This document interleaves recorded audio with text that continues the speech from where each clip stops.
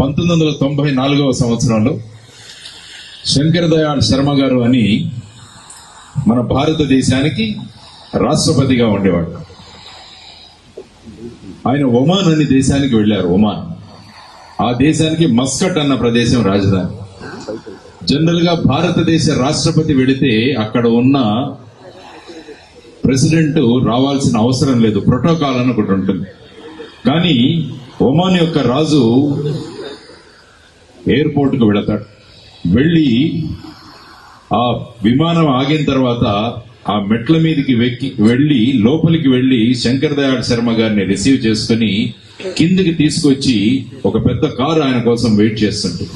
అప్పుడు ఆ కారు నడిపే డ్రైవర్ ని ఆ దేశ రాజు ఏం చెప్తాడంటే, నువ్వు వేరే కారులో రా అని శంకర్ దయాళ్ శర్మ గారిని కూర్చోబెట్టి రాజు స్వయంగా ఆ కారు నడుపుకుంటూ ఆయన బస చేసే ప్రదేశానికి శంకర్ దయాళ్ శర్మ గారిని తీసుకువెడితే అక్కడ ఉన్న మీడియా అంతా ఆశ్చర్యపోయింది. ఆ దేశానికి చెందిన రాజు ఎప్పుడూ ఎయిర్పోర్ట్ కు వెళ్లలేదు, ఎవరిని రిసీవ్ చేసుకోలేదు.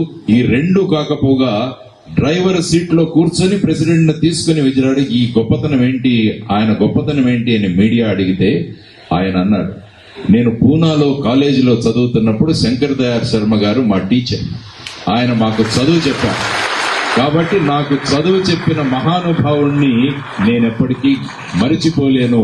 నేను రాజు కావచ్చు, ఆయన ప్రెసిడెంట్ కావచ్చు, కానీ నేను జీవితాంతం ఆయన విద్యార్థినే అని చెప్పి ఆయన వినయ విధేయతలు అక్కడ తెలుపుకున్నాడు. అది టీచింగ్ ప్రొఫెషన్ కున్న ఒక గొప్ప విలువ. అంటే మనం ఎప్పుడున్నా కూడా, ఎక్కడున్నా కూడా ఏ విధమైన మన ప్రభావం మనం సమాజం మీద చూపించవచ్చు అని ఈ ఒక ఉదాహరణ తెలియజేస్తుంది.